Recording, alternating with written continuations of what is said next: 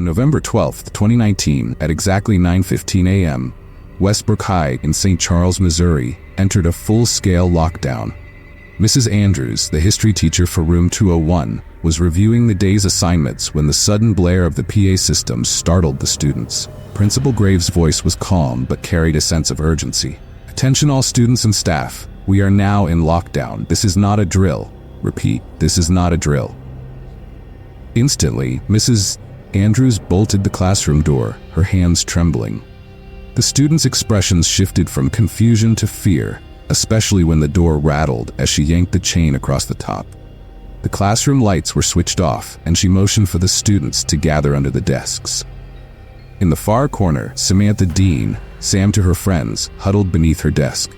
Sam, a sophomore, had always felt safe at Westbrook High. It was a school where the biggest drama came from who was dating who, or which teacher handed out the most homework. But now her heart raced as her mind swirled with dread, trying to imagine what was happening in the halls just outside the door. The first hour. As the minutes passed, the tension in the room grew thicker. The sound of footsteps echoed through the hallways, followed by voices, official ones at first. Teachers communicate through their phones, Hezekinu, and police officers give orders. But then came the sound no one had prepared for, a loud crash, as if something or someone had slammed into a locker just down the hall. The students froze, barely breathing. From under her desk, Sam could hear Mrs. Andrews whispering into her phone, speaking too quietly for the students to make out. But her body language, rigid and tense, spoke volumes. Sam's mind raced back to the stories she'd heard on the news about school shootings, the drills they'd practiced over and over again. Except this time, it wasn't a drill. The second hour, time seemed to slow. The cold air from outside seeped into the cracks, making it hard to tell if the shivering was from fear or the temperature. Sam glanced at her phone, which was still on silent. It was 10:42 a.m. A text from her mom flashed across the screen. "Are you safe? What's happening?" She wanted to reply, but didn't dare make a sound. In the darkness, the classroom felt claustrophobic, like the walls were slowly closing in. From the hallway, faint whispers could be heard, followed by a soft knock on the door. Mrs. Andrews motioned for the students to stay quiet, her hand visibly trembling. The knock came again, this time louder, and then silence. After what felt like an eternity, the distant sound of sirens cut through the quiet. Were they close? Or were they just starting to arrive? No one knew for sure. Hour 3. By noon, the students were physically exhausted from being crouched under the desks for so long. Some of them had started to silently cry, but Sam remained focused on listening to every noise. Every creak of the floorboards, every footstep outside the door. Around 12:30 p.m., the PA system crackled to life again. "Teachers, this is Officer Denton. Please remain in your classrooms until further notice." No one had seen the officer enter, and no one could confirm if this was a sign of safety or another looming threat. Outside the classroom, however, something was brewing. Sam's friend, Eric, who had been texting her from a different classroom earlier, stopped replying around 11 a.m. His last message had read, "I think someone is in the hall." After that, silence. Sam's stomach twisted in knots, wondering if he was okay. The final hour. It wasn't until 2 p.m. that the nightmare showed signs of ending. A loudspeaker announcement declared, "The situation is now under control. Please wait for officers to escort you from the building." Relief washed over the room, but Sam felt it wasn't over yet. Mrs. Andrews instructed everyone to remain quiet and still. One by one, officers led students and teachers from the building. As they passed through the once familiar halls, Sam noticed something strange. On the far wall near the science lab, the lockers had been pried open, their contents scattered across the floor. There were smears, dark, almost like ink, leading toward the exit. Aftermath. Days later, details of the lockdown slowly emerged. A man, armed and mentally unstable, had breached the school's security. He'd been found lurking in the hallways after triggering alarms at the far entrance. The lockdown was initiated the moment the school realized someone had broken in. But for nearly 6 hours, no one knew just how close he'd gotten to the classrooms. Sam never saw the man, but the sight of the opened lockers and the eerie silence of the day stayed with her. She never found out what happened to Eric during those hours. as he transferred schools shortly after, too shaken by the event to return. To this day, every time Sam hears the sound of lockers slamming shut, she's brought back to that long, cold day in November when time stood still inside the walls of Westbrook High. On December 20th, 2018, at approximately 1:45 p.m., the halls of Maplewood Middle School in Asheville, North Carolina, were bustling with students eagerly preparing for the upcoming winter holidays. The festive spirit was alive, with students wearing ugly Christmas sweaters and exchanging homemade treats. Among them was 13-year-old Mia Collins, who couldn't wait to share her secret gingerbread recipe with her friends during the afternoon party planned in the cafeteria. As the final bell rang at 2 p.m., the joyful chatter erupted into the hallways. Students rushed to grab their backpacks and head to the cafeteria for the last celebration of the year.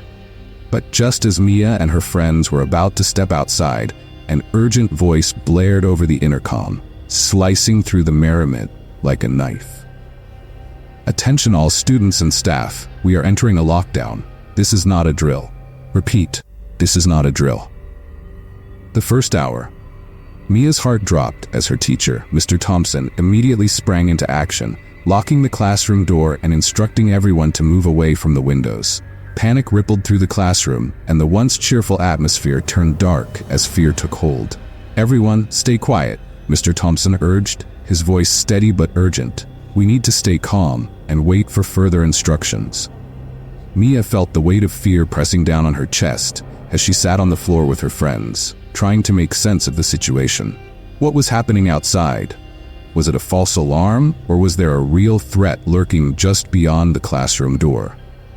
Minutes turned into what felt like hours. The usually friendly atmosphere of the classroom transformed into a tense silence.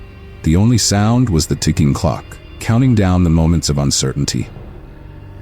The second hour, around 3 p.m., the school's intercom crackled to life again. "All classrooms, please remain in lockdown. Officers are on the scene investigating a situation near the school. Please remain calm and quiet." The students exchanged terrified glances, their eyes wide with fear. Mia's thoughts raced as she considered the possibility of a shooter being nearby. She thought of her younger brother, who was at a nearby elementary school. Would he be safe? After another half hour of silence, the distinct sound of police sirens echoed through the halls. Mia's anxiety peaked. She turned to her friend Jenna, who was sitting next to her. "What do you think is happening?" she whispered. "I don't know," Jenna replied, her voice shaking. "I just hope we're okay." The final hour. As time stretched on, the waiting felt endless. At around 4 p.m., the intercom crackled again. "Students and staff, we will begin evacuating classrooms. Please stay seated until an officer arrives at your door." Mia's heart raced at the thought of finally leaving the classroom, but dread crept in. What if the threat was still out there? The thought made her stomach twist as she sat in the corner, gripping her backpack tightly. Finally, after what felt like an eternity, Officer Ramirez appeared at the door, his expression serious but reassuring. "Okay, we're going to get you out safely. Just follow my lead." As they filed out of the classroom, the atmosphere felt heavy with tension.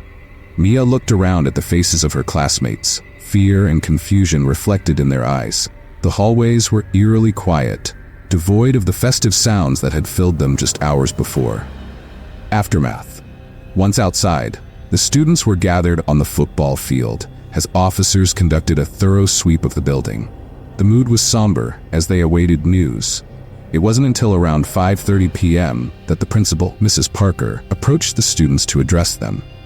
"Everyone, I want to thank you for your bravery and cooperation today," she began, her voice trembling slightly.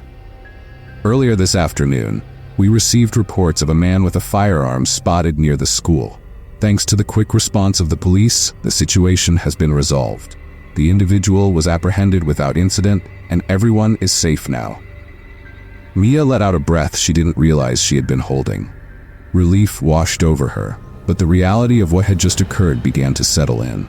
The fear, the uncertainty, and the silence of that afternoon would stay with her forever. That night, as Mia lay in bed, the sounds of laughter from her earlier celebration echoed in her mind. The joy had been replaced by an eerie stillness that she couldn't shake. The winter holiday party was meant to be a celebration, but it would forever be marred by the memories of fear and uncertainty. Mia returned to school after the break, but the air felt different. Conversations about the incident filled the halls, and her peers often glanced nervously at the exits. The atmosphere of the school had shifted. Innocence was lost in an instant. The sound of silence lingered, a reminder of how quickly life can change. On February 14, 2017, at 1 p.m., Lincoln High School in Parkland, Florida, was in the midst of a busy school day. Students were bustling to and from their classes, laughing and joking with friends. Among them was 17-year-old Alex Johnson, who was just wrapping up his calculus class. As the bell rang, signaling the end of the period, the students began to gather their belongings, eager to head to lunch. Suddenly, the sound of the fire alarm pierced through the air, confusing the students. Was it just another drill? But the frantic tone of the alarm felt different. "Is this a drill?" one student asked, glancing at Alex. "I don't think so," Alex replied, his heart racing. "We should head outside." As they filed out of the classroom, the atmosphere shifted from confusion to concern. The fire alarm continued blaring, and students rushed down the hall toward the nearest exits. But just as they reached the doors, the school's PA system crackled to life, the principal's voice echoing through the corridors. "Attention students and staff, we are entering lockdown. This is not a drill. Repeat, this is not a drill. Please move to the nearest classroom and lock the doors." The first hour, chaos erupted as students scrambled to find safety. Alex quickly ducked into the nearest classroom with a group of friends, their hearts pounding in their chests. The teacher, Mrs. Martinez, locked the door and turned off the lights. "What's happening?" someone whispered, fear palpable in the room. "I don't know," Mrs. Martinez said, her voice shaking. "We need to stay quiet and wait for more information." Alex felt a growing sense of dread as they huddled together in the dark. Outside, the sound of footsteps echoed through the halls, and the distant chatter of students became muffled cries. Minutes turned into an agonizing hour, and the sounds of sirens began to fill the air, creating a symphony of fear. With every passing second, Alex's anxiety mounted. What was happening outside? Were they safe? The second hour, around 2:30 p.m., the intercom crackled again, this time filled with panic. "We are experiencing a code red. Stay hidden, hidden, stay." The fear was suffocating. The reality of a potential shooter lurking within the school set in, and Alex felt his heart racing as he glanced at his friends. The quiet room was filled with muffled sobs and whispered prayers. "Do you think it's really happening?" one of his friends asked, his voice trembling. "I don't know," Alex replied, trying to sound brave, but inside he felt like he might crumble. The final hour. As time dragged on, the group remained in silence, straining to listen for any updates. The sound of footsteps returned, but this time they were heavier, more deliberate. The classroom door rattled slightly and panic spread through the room. Mrs. Martinez held her finger to her lips, urging everyone to stay silent. The tension was unbearable, and Alex could feel the weight of fear pressing down on him. Around 3:15 p.m., the door finally swung open, and the silhouette of a police officer filled the doorway. "Is everyone here?" he asked, scanning the room. "Yes," Mrs. Martinez exclaimed, relief washing over her. "We're all safe." "Stay here until we give the all clear," the officer instructed before disappearing down the hallway. Aftermath. It wasn't until nearly 5 p.m. that the students were finally escorted out of the building. The sun was setting, casting an eerie glow over the school grounds as they walked out, still in shock. As we reach the end of our journey through these chilling tales of school lockdowns, we hope you felt the tension, the fear, and ultimately the resilience that emerged from such harrowing experiences. Mia, Alex, and their classmates not only faced unimaginable terror, but also transformed their fear into strength, reminding us all that in the darkest times, hope and unity can shine the brightest. Their stories are a testament to the power of community and the importance of mental health awareness. We may never forget the horrors that unfolded, but together we can work towards creating safer, more supportive environments for everyone. If you found these true stories both haunting and inspiring, please take a moment to like this video, And subscribe to our channel, Night Post, for more chilling yet thought-provoking tales. Don't forget to hit the notification bell so you never miss an update. And we want to hear from you. Share your thoughts in the comments below. Have you ever experienced a lockdown or a moment that changed your perspective on safety? Let's keep the conversation going. Thank you for watching, and until next time, stay safe and keep your lights on.